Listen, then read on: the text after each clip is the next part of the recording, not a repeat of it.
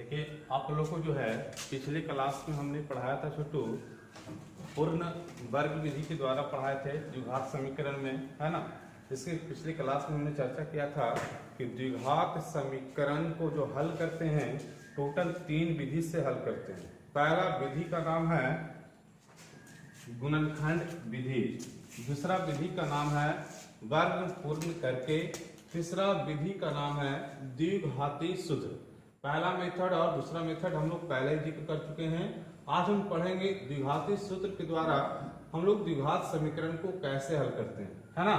तो द्विघात समीकरण का डेफिनेशन बताए थे, वैसा समीकरण जिसका महत्तम घात, वैसा समीकरण जिसका महत्तम घात 2 हो उसे द्विघात समीकरण कहते हैं। तो आपको छोटू द्विघात समीकरण का व्यापक रूप क्या होता है? तो द्विघात समीकरण का जो व्यापक रूप होता है ax² plus bx plus c equal to 0, है ना। ax² plus bx plus c equal to 0। उसके बाद उसमें हम कुछ कंडीशन बताए थे। पहला कंडीशन कि a, b और c कौन पद है? अचर पद है, ठीक है। a, b, c अचर पद है। और दूसरा कंडीशन था a does not equal to 0, a का वैल्यू 0 नहीं होना चाहिए, ठीक है। तो ये हमारा द्विघात समीकरण का व्यापक रूप हुआ, ठीक है। अब हम लोग छोटू द्विघाती सूत्र के द्वारा इसको किस तरह से सॉल्व करेंगे तो इसके बारे में जानें। पहला काम क्या करना है? स्टेप नंबर फर्स्ट, अगर द्विघात समीकरण दिया रहा तो आपको पहला काम करना है कि आपको a, b और c के मान को सिलेक्ट करना है। तो a क्या है? तो x² का जो गुणांक होगा, x² का गुणांक जो होंगे वो a होगा, x का गुणांक होगा वो b होगा, और जो बच गया वो वैल्यू क्या हो जाएगा? c, ठीक है। पहला काम क्या करेंगे कि a, b, c के मान को हम लोग सेलेक्ट करेंगे, ठीक है। मतलब a, b और c के मान को प्राप्त करना है, तो मान प्राप्त करना है। तो a, b, c का मान कैसे प्राप्त करेंगे? कौन a होगा, कौन b होगा, कौन c?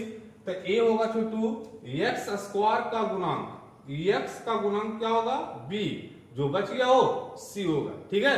हम लोग a, b, c के मान को जब प्राप्त कर लिए तो स्टेप नंबर सेकंड में आएंगे। स्टेप सेकंड हम लोग स्टेप 2 में क्या करेंगे? विवेचक का मान प्राप्त करेंगे, ठीक है। स्टेप 2 में क्या करेंगे? विवेचक का मान प्राप्त करना है, विवेचक का मान प्राप्त करना है, मान प्राप्त करना है। तो विवेचक, देखिए विवेचक का एक नाम और होता है छोटू, ठीक है। विवेचक को ही हम लोग बोलते हैं, विवेचक का ही दूसरा नाम है छोटू विवितकर, ठीक है। विवेचक का ही दूसरा नाम क्या है जी? विवितकर। और इसका इंग्लिश होता है डिस्क्रिमिनांट, DISCRI, डिस्क्रिमिनांट, ओके। तो आपको छोटू विवेचक को इंग्लिश से बोलते हैं डिस्क्रिमिनांट, इसलिए विवेचक को सूचित किया जाता है, किससे सूचित करते हैं? डी से, ठीक है। डिस्क्रिमिनांट, तो डिस्क्रिमिनांट का देखिए, डिस्क्रिमिनांट का पहला क्या है छोटू? आपको डी है, इसलिए डी से सूचित किया जाता है। तो विवेचक को डी से सूचित किया जाता है, ठीक है। और विवेचक का फॉर्मूला होता है जी, ठीक है, d equal to b² minus 4ca, d equal to b² minus 4ca। फिर सुनिए, पहला काम क्या करना है? जो द्विघात समीकरण दिया रहेगा उसमें हमको a, b और c का मान प्राप्त करना है। स्टेप 2 में क्या करना है? विवेचक का मान प्राप्त करना है। तो विवेचक को मतलब विवेचक का फॉर्मूला क्या होता है? तो विवेचक को सूचित करते हैं d से, और d इक्वल टू फॉर्मूला होता है b² माइनस 4ca। अब आते हैं स्टेप नंबर 3 में। अब ये ध्यान दीजिएगा छोटू, अगर विवेचक का मान 0 या पॉजिटिव नंबर आए, 0 या पॉजिटिव नंबर, किसका मान? विवेचक का मान अगर 0 या पॉजिटिव नंबर आए तब आपको स्टेप 3 में आना है। अगर विवेचक का मान अगर निगेटिव में आ जाए तो आपको जो छोटू आपको x का मान नहीं निकलेगा, ठीक है। तो स्टेप थर्ड में क्या करेंगे,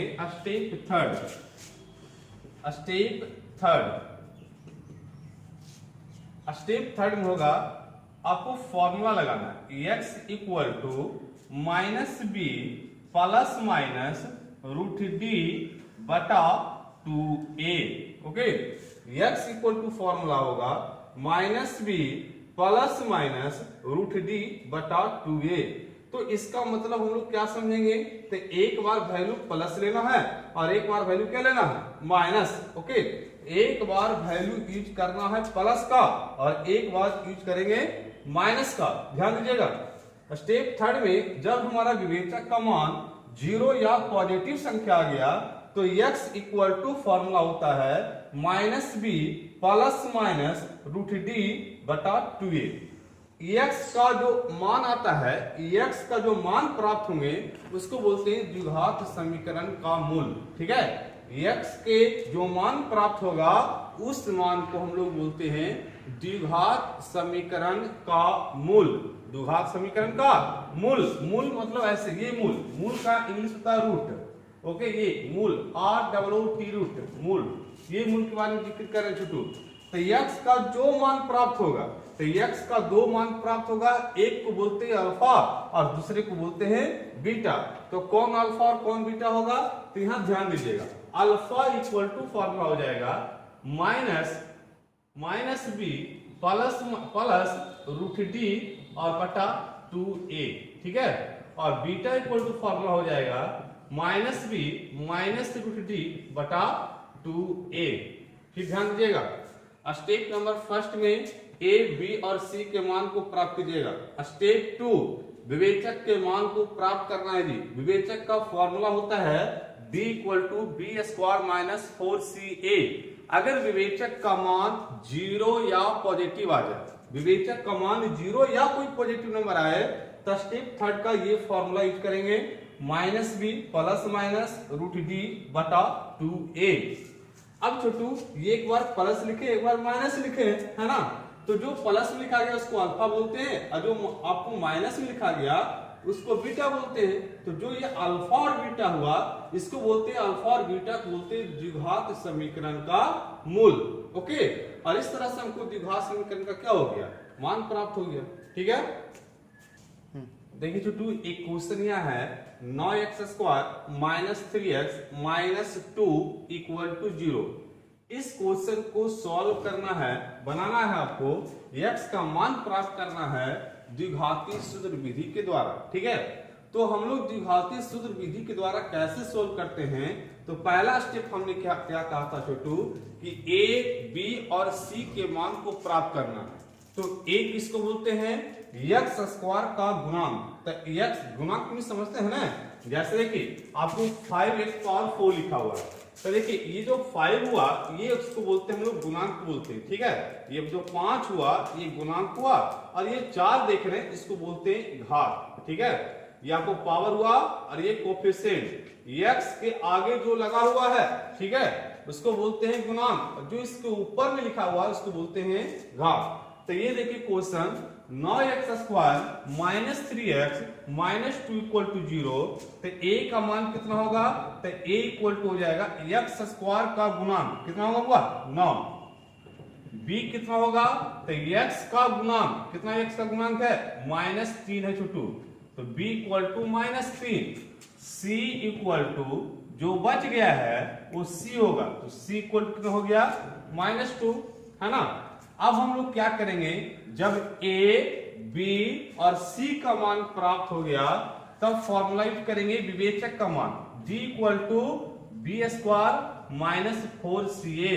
तो b का मान कितना है जी, -3, तो -3 का स्क्वायर -4 इंटू c का मान कितना है जी, -2 है, तो -2 गुना a का मान कितना है जी 9, तो 9 लिख देंगे। तो देखिए माइनस का स्क्वायर हमेशा क्या होता है, प्लस, तो 3 का स्क्वायर कितना हो गया 9, और माइनस गुना माइनस तो प्लस, 4 गुना 2 8, 8 गुना 9 तो कितना होगा 72, और 72 और 9 को जोड़िएगा तो 81 आएगा, है ना। तो ये देखिए, तो ये आपको पॉजिटिव नंबर है कि नहीं, है ना पॉजिटिव नंबर। जब पॉजिटिव नंबर होता है तो x अब आते हैं स्टेप थर्ड में, तो x इक्वल टू फॉर्मूला होता है minus B plus minus root D बटा 2a। तो देखिए माइनस है तो माइनस लिख देंगे, b का मान कितना है -3, तो b का मान लिखेंगे -3 प्लस माइनस रूट d का मान कितना है जी 81, तो 81 बटा 2 गुना a का मान कितना है 9, तो 9 लिख लेंगे, है ना।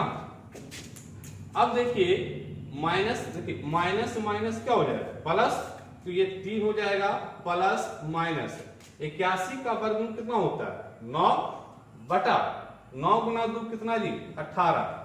अब देखिए क्या करना है, एक बार वैल्यू प्लस लेंगे और एक बार क्या लेंगे माइनस, तो 3 प्लस 9 बटा 18 कॉमा एक बार माइनस लेना होगा, है ना। अब देखिए 9 और 3 को जोड़िएगा तो 12 आएगा, तो 12 बटा 18 घटाइएगा कितना आएगा जी -6 बटा 18, तो 6 दूना 12 छोतिया 18, छोतिया कितना हो गया 18, तो आपको 2 बटा 3 आया कॉमा -1 बटा 3, तो आंसर हो जाएगा अतः x इक्वल टू 2 बटा 3 या -1 बटा 3, यही आपको क्या हो गया आंसर। एक बार ध्यान दीजिएगा, पहले क्या किया हमने a b c को मान के प्राप्त किए, a क्या हुआ x स्क्वायर का गुणांक a होगा, है ना, x का गुणांक b, जो बच गया वो क्या हो जाएगा c। अब उसके बाद स्टेप 2 में क्या करना, विवेचक का मान निकालना है। विवेचक का फॉर्मूला होता है b स्क्वायर माइनस 4ca, तो b का मान -3 है तो -3 लिखे हैं, 4 है तो 4, c का वैल्यू है -2 और a का वैल्यू 9 है। अब इसको माइनस गुना माइनस प्लस हो जाएगा, 4 गुना 2 गुना 9 किए तो 72, -3 का स्क्वायर कितना 9, ये दोनों को जोड़ देंगे तो 81 आएगा। अब क्या करेंगे, जब जीरो या पॉजिटिव नंबर आए, जब जीरो या पॉजिटिव नंबर विवेचक का मान प्राप्त होता है तो स्टेप थर्ड में जाना है, तो x इक्वल टू फॉर्मूला होता है -b plus minus root D बटा 2a। b d a का मान पुट किए हैं, इसको सॉल्व किए हैं, हमारा 2 मान प्राप्त हुआ, तो आपको x का आंसर आ गया 2 बटा 3 या -1 बटा 3। देखो टू नेक्स्ट क्वेश्चन है x square -3x -10 equal to 0, इसको सॉल्व करना है द्विघातीय सूत्र विधि के द्वारा, ठीक है। तो द्विघातीय सूत्र विधि के द्वारा कैसे सॉल्व करेंगे, तो स्टेप फर्स्ट में हमने क्या बताया था, a b और c का मान को प्राप्त करना है, तो a का मान कितना होगा, तो x स्क्वायर का गुणांक, तो x स्क्वायर का गुणांक यहाँ कुछ नहीं है तो क्या है 1 है, तो a का मान कितना हो जाएगा 1, है ना। b का मान कितना होगा छोटू, x का गुणांक को बोलते हैं b, तो x का गुणांक कितना है -3, तो b का मान -3, c इक्वल टू जो बच गया है वो कहलाएगा c, ठीक है। हमने a b c का मान प्राप्त कर लिया है। अब क्या करना है, विवेचक का मान प्राप्त करना है, तो विवेचक का फॉर्मूला क्या होता है, d equal to b square -4ca, ठीक है।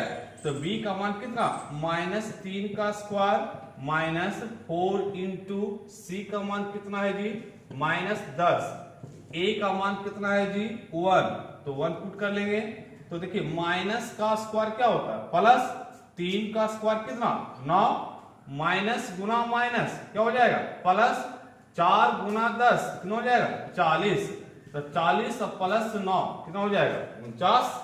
तो देखिए पॉजिटिव संख्या या जीरो है, पॉजिटिव संख्या या जीरो, तो स्टेप थर्ड में जाएंगे, तो स्टेप थर्ड होता है x equal to -b plus minus root D बटा 2a इक्वल टू माइनस, देखिए b का मान क्या है, b का मान -3 है तो -3 दे देंगे, प्लस माइनस रूट d का मान 49 आया है बटा 2 गुना a का मान कितना है जी, a का मान 1 आया है ना।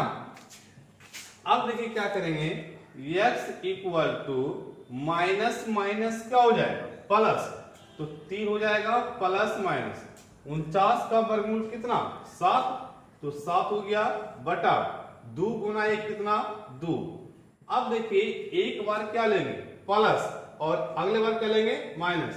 3 + 7 बटा 2, 3 - 7 बटा 2। तो 3 + 7 कितना हो जाएगा 10 बटा 2, 3 - 7 कितना होगा -4 बटा 2। तो ये 5 और ये कितना हो जाएगा 2। मतलब आपका जो x का मान आया है एक 5 आया है, एक कितना है -2। तो यहां पर लिखेंगे अतः x = 5 या -2। यही आपका क्या हो गया आंसर। एक बार फिर ध्यान दीजिए, हमने क्या किया छोटू, पहले a b c का मान प्राप्त किया है। तो a का मान यहाँ कितना है, तो x² के आगे कुछ नहीं तो 1 है, तो 1 हो गया। x का गुणांक b होता है तो b का मान -3 हो गया, है ना। c कितना हो गया -10। अब विवेचक इक्वल टू फॉर्मूला होता है b² - 4ca। जब फॉर्मूला पर पुट किए तो 49 आया। हमने बोला था स्टेप 2 में छोटू, अगर पॉजिटिव नंबर या 0 आए तो आपको स्टेप 3 में जाना है। तो आपको स्टेप नंबर 3 का फॉर्मूला होता है -b ± √d बटा 2a। तो यहाँ पर b, d और a के वैल्यू को पुट किए और इसको सॉल्यूशन करते चले गए तो हमको x का 2 मान प्राप्त हुआ है, एक 5 आया है और एक -2, है ना। तो अतः x = 5 या -2 ये आंसर हुआ।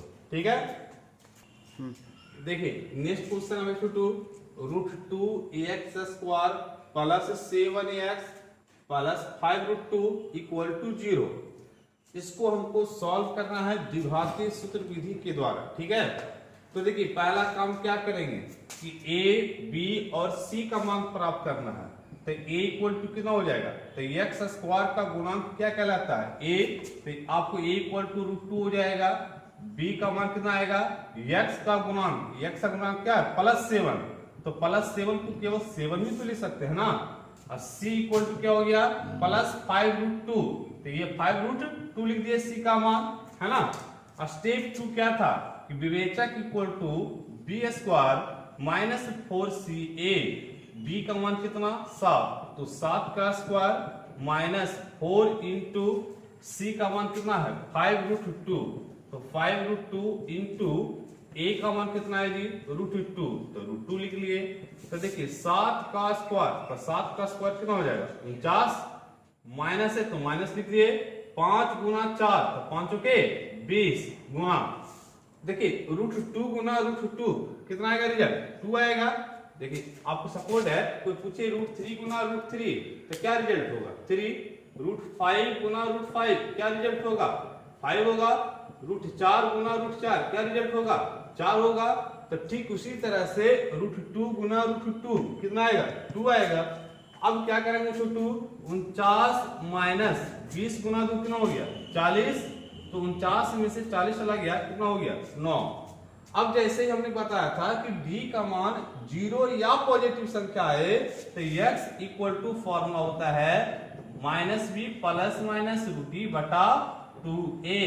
माइनस हो गया, b का मान कितना है जी, b का मान 7 केवल है तो 7 लिख देंगे ± d का मान क्या आया है 9, तो 9 और बटा 2 × a का मान कितना है √2, तो √2 लिख लेंगे। ओके, अब देखिए क्या करेंगे छोटू,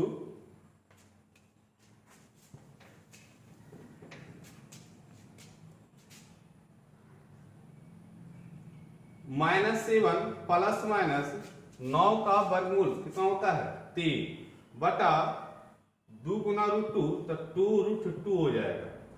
अब देखिए एक बार ऐड करना है, एक बार आपको जोड़ना है और एक बार क्या करना है आपको घटाना है।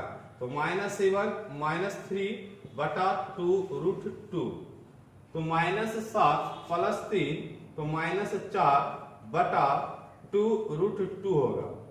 -7 - 3 -10 बटा 2√2 होगा। ये देखिए 2 बार का कैंसिल हो जाएगा, ये 5 बार का कैंसिल होगा। तो ये आप हो गया -2 बटा √2 और ये हो गया -5 बटा √2। अब देखिए छोटू, आप लोग क्लास 9th में पढ़े होंगे कि अगर हर में अपरिमेय संख्या हो, हर में कौन संख्या हो अपरिमेय संख्या, यदि हर में अपरिमेय संख्या होती है तो उसका हम लोग परमीकरण करते हैं। यहाँ परमीकरण करना होगा, है ना, क्योंकि √2 आपको अपर में संख्या है। तो किस तरह से परमीकरण करेंगे, तो आपको देखिए यहाँ पर -2 बटा √2 गुना √2 ऊपर और √2 नीचे करेंगे, कॉमा -5 बटा √2 गुना √2 बटा √2। तो देखिए -2 गुना √2 तो -2 √2 और बटा √2 गुना √2 कितना हो जाएगा, केवल 2 आएगा, है ना। -5 गुना √2 तो -5 √2 बटा √2 गुना √2 कितना आएगा, 2। तो 2 से 2 कैंसिल हो गया, -√2 कॉमा -5 √2 बटा 2। तो अतः x इक्वल टू -√2 या -5 √2 बटा 2। यही आपको क्या हो गया, आंसर हो गया। तो आज हमने क्या देखा छोटू, कि आपको द्विघाती सूत्र के द्वारा किस तरह से हम लोग हल करते हैं, ठीक है। तो हम लोग जो है द्विघात समीकरण को हल करने के लिए कितना मेथड का यूज करते हैं, 3 मेथड का। पहला मेथड था फैक्टराइजेशन मेथड, गुणनखंड विधि। पहला मेथड गुणनखंड विधि था। स्टेप 2 क्या था, वर्ग पूर्ण करके, मतलब कंप्लीटिंग द स्क्वायर मेथड। और तीसरा मेथड है द्विघाती सूत्र, इंग्लिश में बोलते हैं क्वाड्रेटिक फॉर्मूला। ये हम लोग 3 विधि से द्विघात समीकरण को हल करते हैं, ठीक है। Thank you.